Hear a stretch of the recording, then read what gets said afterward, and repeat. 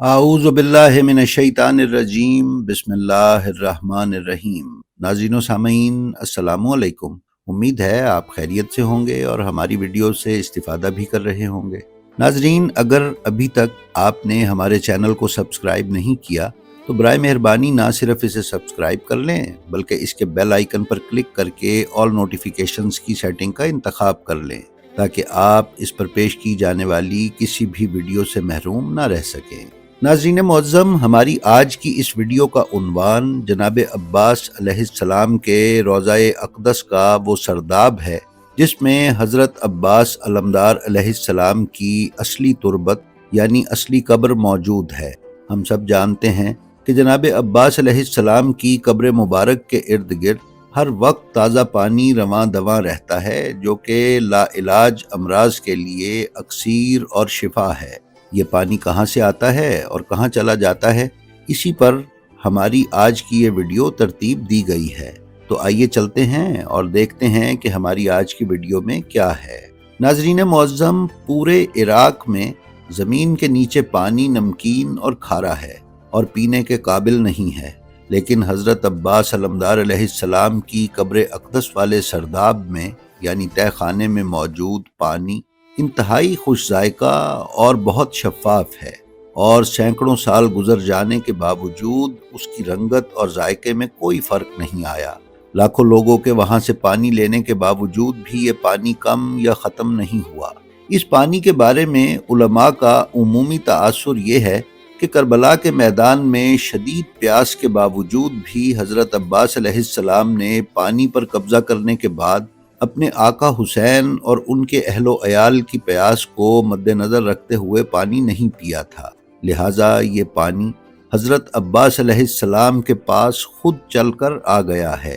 ناظرین، جس سرداب یعنی تہ خانے میں جناب عباس علیہ السلام کی اصل قبر مبارک موجود ہے وہ 8ویں صدی ہجری میں اس وقت بنایا گیا تھا کہ جب شہر کی سطح بلند ہو گئی تھی اور اصل قبر مبارک کی زمین کا لیول دیگر شہر سے نیچے ہو گیا تھا، لہٰذا اس زمانے کے فن تعمیر کے مطابق اوپر والے حصے کی نسبت سرداب کی دیواریں انتہائی موٹی اور چوڑی بنائی گئیں، جبکہ سرداب کے اوپر والی عمارت جو جناب عباس علیہ السلام کا روضہ ہے کی دیواریں سرداب کی دیواروں سے آدھی سے بھی کم چوڑی ہیں۔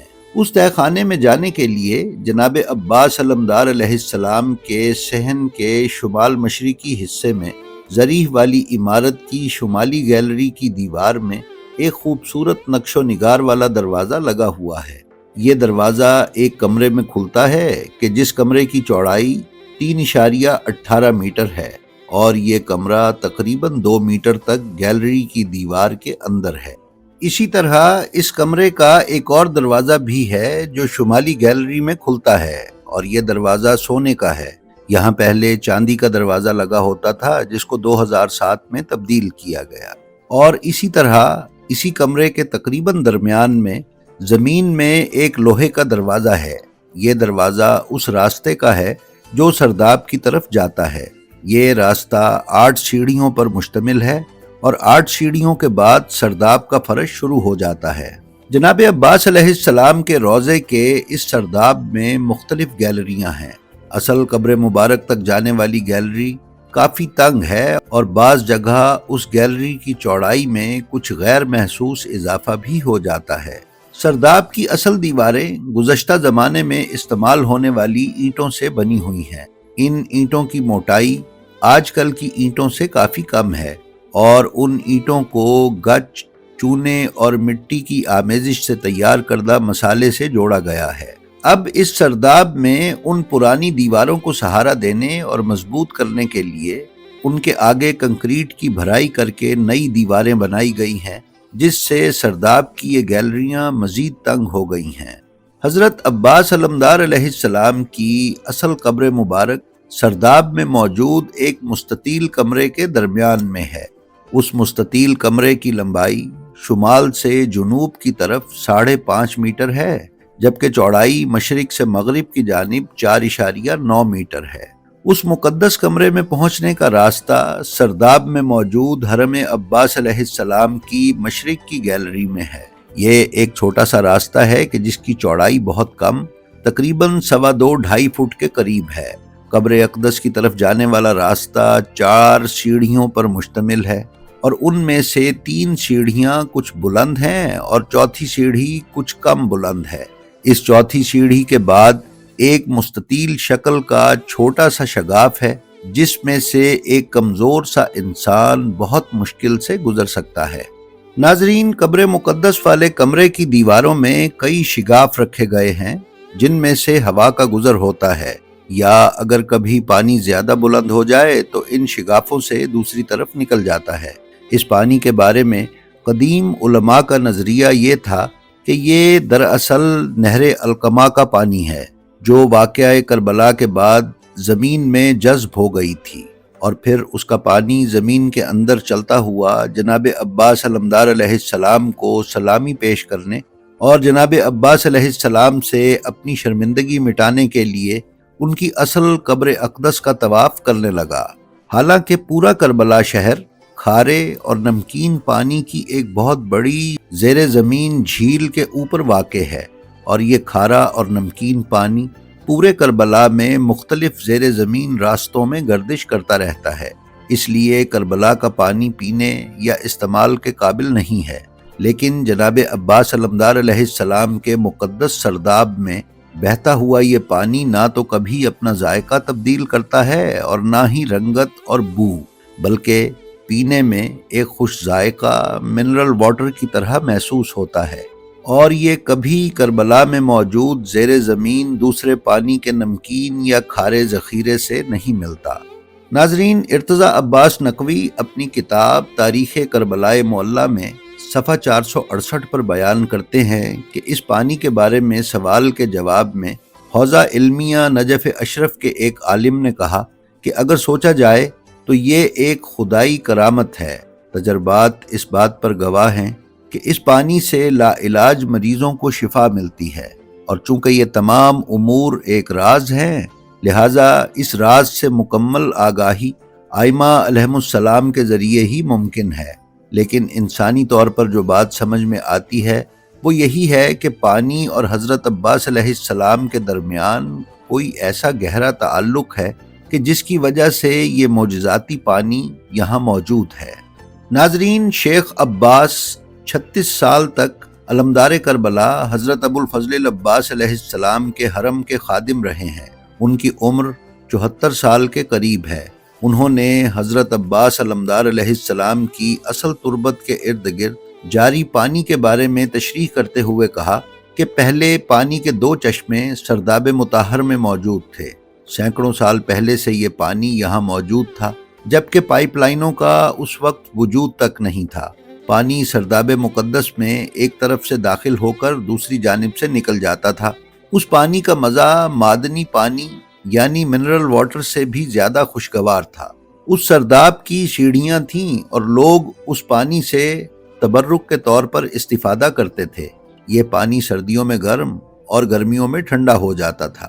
لیکن خدا کے معجزات سے بے خبر ایک شخص آیا اور اس نے حضرت عباس علمدار علیہ السلام کے حرم کی دیوار میں دراڑ پیدا ہونے کا بہانہ بنا کر کہا کہ میں جانچنا چاہتا ہوں کہ یہ پانی کہاں سے آ رہا ہے۔ اس کے بعد وہ دونوں چشمے غائب ہو گئے اور پھر ان میں پانی جاری نہیں ہوا۔ لیکن اس واقعے کے 2 مہینے کے بعد پانی دوبارہ سرداب میں آ گیا اور اس پانی سے نابینا آنکھوں کو شفا ملتی تھی۔ 50 سال سے یہ پانی ایک ہی سطح پر باقی ہے اور اس میں کمی و زیادتی نہیں ہوتی۔